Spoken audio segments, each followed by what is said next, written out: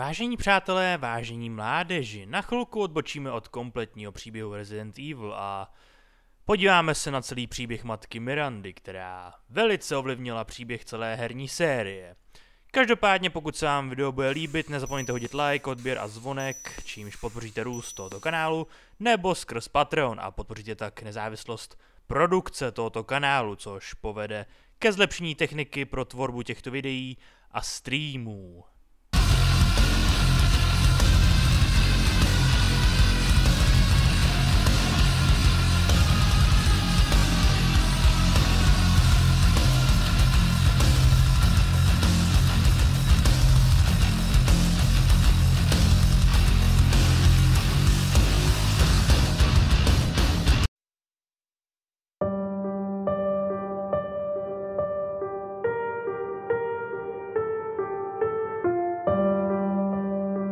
Miranda se narodila někdy na konci 19. století v horské rolnické vesnici ve východní Evropě.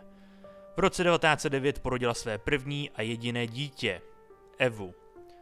V roce 1919 se španělská chřipka dostala do vesnice a zdevastovala její populaci.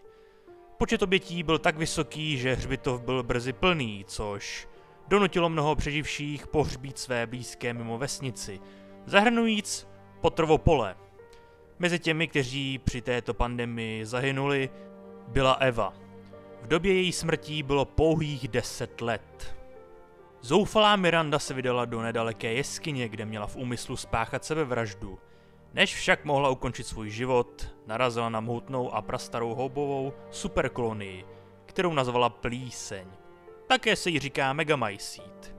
Miranda se dotkla velké masy vyrůstající z plísně, houbového kořene, a přitom viděla vzpomínky stovek, ne-li tisíců lidí, které houba po staletí pohltila. Mezi nimi byla i samotná Eva, jejíž tělo bylo asimilováno téměř okamžitě po jejím pohřbu. Miranda, která uvěřila, že by mohla použít plíseň k návratu ztracené dcery, začala uctívat tuto látku jako Black God. Po návratu z jeskyně Miranda nakazila několik vesničanů plísní a vyléčila je z nemocí. Poté vedla kázání v místním kostele a prohlásila se za proroka. Vesničané pod vlivem plísně, která jim změnila myšlení, rychle opustili svou křesťanskou víru a přestoupili na tento nový pohanský kult. Od nynějška oslovují Mirandu jako matku. Během následujících desetiletí výzkumu prováděla Miranda výzkum plísně v provizorních laboratořích pod vesnicí a na obřadišti. Jedním z výsledků těchto experimentů byl kadů, rumunsky dar, parazitický hlísti změnění plísní. Tito parazité byli implantováni různým lidem, od rolníků po šlechtu jako součást jejího výzkumu, kterým se snažila vytvořit nadlidského hostitele, aby byla kopie Evy následně vložena do něj. Drtivá většina testovaných subjektů selhala. Buď přímo zemřeli, nebo se z nich stali likani. Tyto likany pak Miranda vyhnala z vesnice, aby zbývající obyvatelé udrželi naživu pro budoucí výzkum. Likani skončili v doupěti v ruinách středověké pevnosti a bylo s nimi zacházeno podobně jako s liškami. Jen občas připadli vesnici a zabili dobytek. Nejslibnějšími kandidáty Mirandijných experimentů kadů byli sami potomci 4 králů, kteří ovládali region. Alcina Dimitrescu, Karel Heisenberg, Dona Beneviento a Salvator Morrow.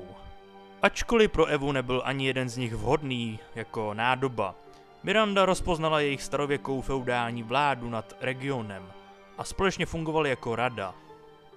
Na počátku 50. let zaměstnávala Miranda alespoň jednoho výzkumného asistenta poté, co zachránila britského studenta medicíny, Oswalda E. Spencera, když zabloudil na turistickém cvičení.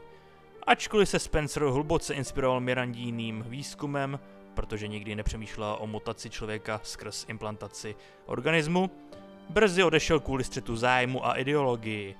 Jmenovitě Miranda usilovala pouze o oživení své ztracené dcery, zatímco Spencer chtěl dosáhnout další fáze evoluce člověka. Navzdory tomu si Spencer stále udržoval kontakt se svou přítelkyní a rádkyní a nadále si ji velmi vážil. Poté, co objevil virus Progenitor v Africe, vytvořil a založil společnost Umbrella. V určitém okamžiku začala Miranda brát na sebe podobu staré ženy, přezdívané Old Hag. Tato forma jí umožnila špehovat vesničany, z nichž většina jí považovala za šílenou.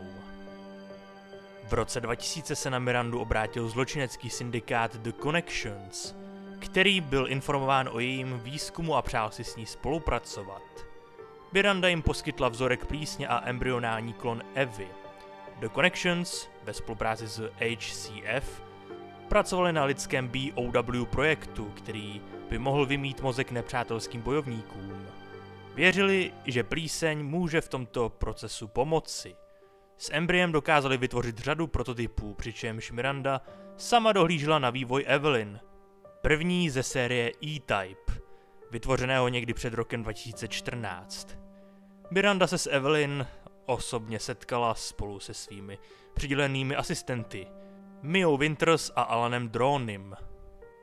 Když bylo v říjnu-októbra 2014 při vyšetřování BSAA objeveno zařízení společnosti Connections, ve kterém byla umístěna Evelyn, byla Evelyn přepravena přes oceán na tankeru, který pak havaroval u pobřeží Louisiany, což mělo za následek incident v Dulwey.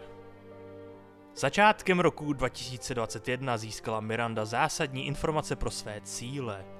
Evelyn byla zabita během operace BSAA v červenci-júla 2017, ale ne dříve, než nakazila Miu Wintersovou a jejího manžela Ethana, kteří spolu následně čekali dceru. The Connections, kteří měli v BSAA krtka, byli také schopni poskytnout Mirandě polohu rodiny a jméno dítěte. Rose. Věříc, že Rose byla zaručeně ideálním hostitelem pro Evu, Miranda okamžitě plánovala, že ji unese z domova Wintersů.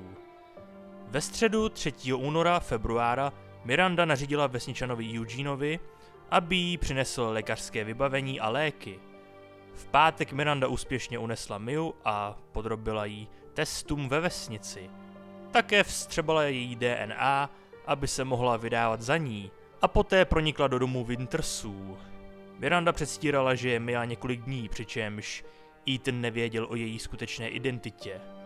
Mirandino konfrontační chování vůči Ethanovi, který už nějakou dobu měl manželské potíže, nebylo podezřelé a její náhlá znalost místního folkloru a kuchyně se dala snadno vysvětlit. Ačkoliv byl Ethan oklamán, Mirandina infiltrace byla rychle odhalena jednotkou proti bioterorismu pod velením kapitána Chrisa Redfielda, který vyšetřoval Mirandu od incidentu Bakerů.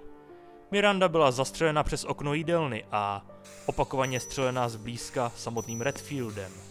Ačkoliv konvenční střelné zbraně měly na Mirandu minimální účinek, uvědomila si, že by bylo obtížné uniknout s Rose bez povšimnutí a místo toho se rozhodla hrát mrtvou.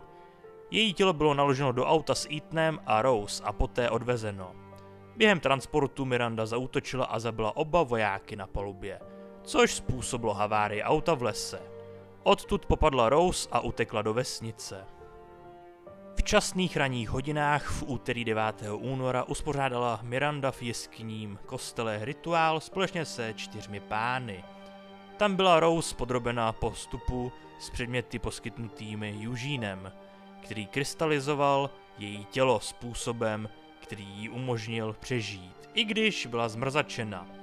Rose rozdělená mezi 4 pány sloužila jako pojistka rituálu, i když ve skutečnosti Miranda plánovala zabít všechny v regionu, aby zajistila dokončení obřadu.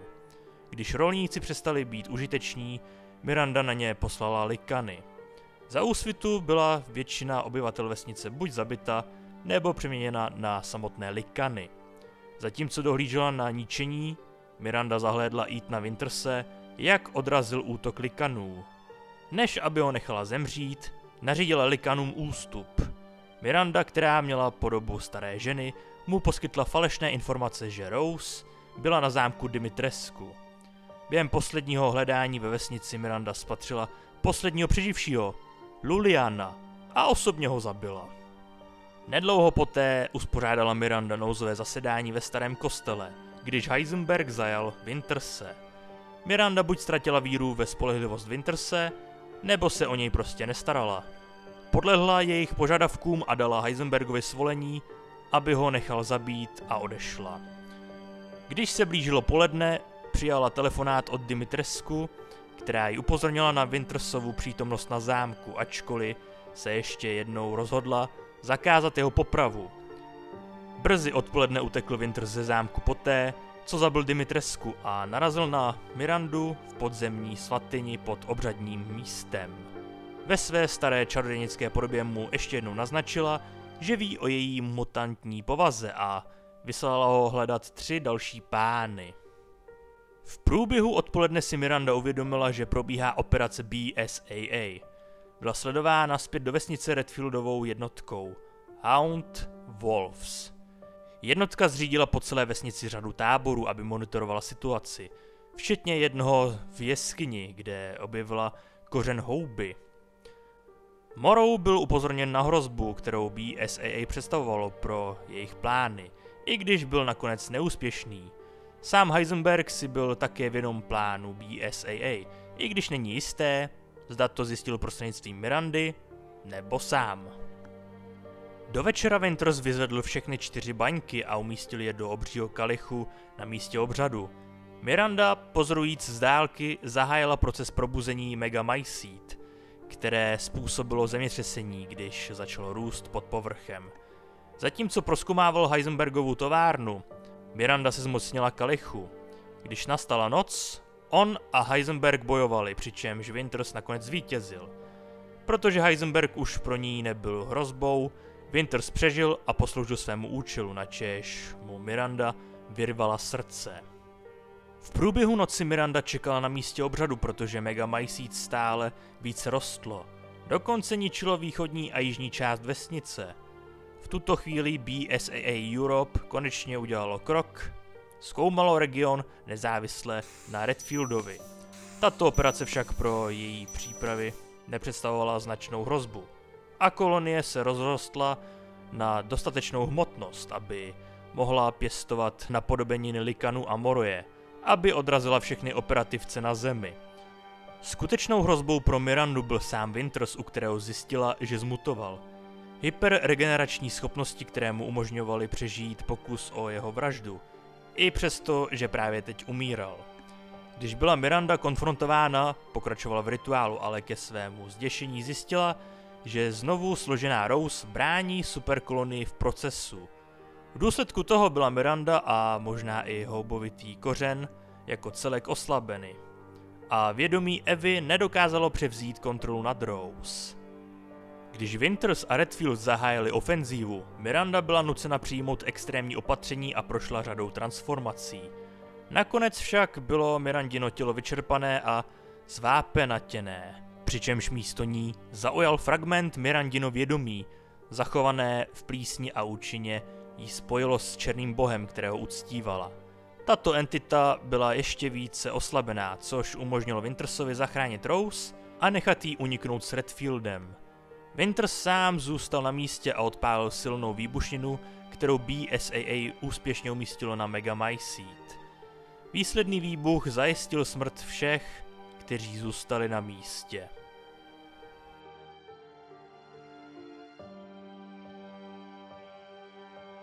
Tak jo mládeži, tohle byl kompletní příběh matky Mirandy.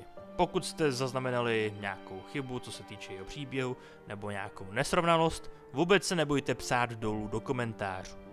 Každopádně zeď slávy patronů na Patreonu, kteří svými příspěvky podporují chod tohle kanálu, jeho budoucnost a také nezávislost co se týče produkce, protože díky novým pravidlům na YouTube už tento kanál bohužel nic nevydává, čili jediný výdělky z této produkce jdou přes Patreon, takže díky všem, co podporují tuhletu nezávislou produkci skrz Patreon. Kdybyste měli zájem o tuhletu podporu, dole v popisku videa máte odkaz na Patreon a tam naleznete veškeré informace, veškeré benefity, jako například, že uvidíte nová videa o několik hodin nebo o několik dní dřív než ostatní, nebo že dostanete odznáček v chatu na streamech a tak dále a tak dále. Jinak dole v popisku videa máte také i odkazy na mé sociální sítě, na můj Steam, na můj PlayStation účet, kdybyste mě chtěli sledovat, jaký mám progres v hrách. No a pokud se vám toto video líbilo, dejte like, odběr, zvonek, sdílení a pokud ne, tak dejte dislike. Je to vaše volba, nic vás to nestojí, je to zadarmo a hodně tím podpoříte růst tohoto kanálu. Toť vše z mé strany, uvidíme se u dalších videí, ještě jednou vám díky za vaši pozornost, tedy pokud jsem vám poděkoval. No a do příště, dělejte to, co vás baví, bez ohledu na to, co vám kdo říká. Mějte se.